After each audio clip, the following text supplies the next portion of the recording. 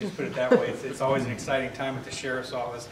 You can imagine 100 inmates that we take care of each and every day over there. It's always a challenging time for us.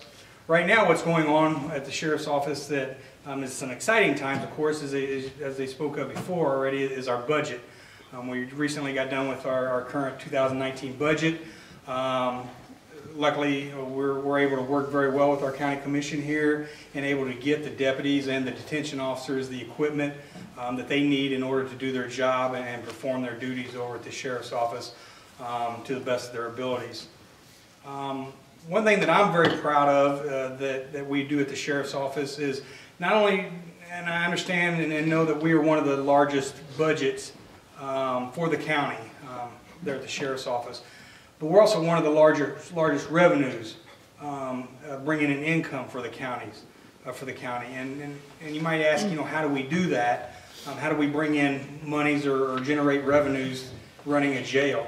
And one thing that we have done, and I think we've done very well, not only myself, but also my jail administrator, Sergeant Kevin Coates, and my captain, Lisa Jones, but we partnered very well with the United States Marshal's Office down in St. Louis and have been able to get their prisoners up here. We house them over at the Sheriff's Office out of St. Louis. Right now we got 24 U.S. Marshal inmates out of St. Louis that we house, which pays the county at a per diem rate of $50 a day per inmate that we house over there. For example, in 2018 we brought in excess of $900,000 to the coffers of the county from boarding inmates over at that jail, outside of Marion County inmates, what I'm talking about. So I'm very proud of doing that, and I want to continue to do that. You have to run the jail like a business, if you will.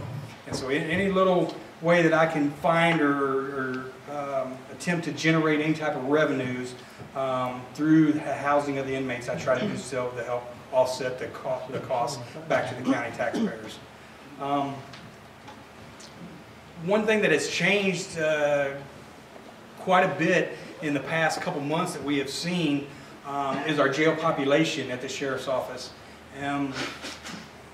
In 2018, our jail population was 106 inmates per day is what we averaged every day at the county jail. I only have 104 beds at the county jail. So a couple people were always sleeping on the floor, of course. Right now, today, I got 77 inmates in jail. And what I attribute that to is basically our office communicating with our prosecutor's office communicating with our local courts and our judges, and we're processing inmates in and out of court in a more timely manner. A lot of people, say, "Oh, well, crime's down. Then you're not having as many inmates in the county jail." I wish I could say that's true, but it's not. Crime is still up. We're still busy. The police departments are still busy. The doors over there are still just like Walmart doors. They're coming and going. But we're able to process them in a more timely manner, getting them in and through our court system, which has helped us tremendously over at the Sheriff's Office. One thing that I'm proud of is we got some equipment coming in for our deputies. As I mentioned before, we got 3 new cars getting ready to, they've been ordered, so I'm waiting for their arrivals for our fleet at any time. And I'm also able to, this year I'm purchasing all my deputies new ballistic vests that they will be getting and be under uniform probably within the next 30 to 60 days. We change them out usually every 5 years is how we try to change them out. So, and I know it's a big expense, but it's also worth it. Our guys got to have these ballistic vests out here. Probably our #1 problem still that we're still fighting as far as crime goes, not only in the county but also in our cities, is the fight against heroin. It's here very, very heavily. We're seeing a lot of overdoses. The emergency room, of course, has seen a lot of overdoses with the heroin. One thing that I have gone to that I was very reluctant to do so, however, after going through some training and learning a little bit about the liability side of it and so forth, all my deputies will be carrying the Narcan now, which is a reverse medicine for the heroin overdoses. So whenever we arrive on a scene or we have an individual that comes in our jail and we believe that they're going into an overdose of heroin, at the time, we can induce the Narcan to them in hopes that it reverses the heroin overdose. I was reluctant to go to that because of just the liability side of it. However, after talking with our lawyer and doing some research and training in regards to it, I think it benefits us more so than the liability side of it.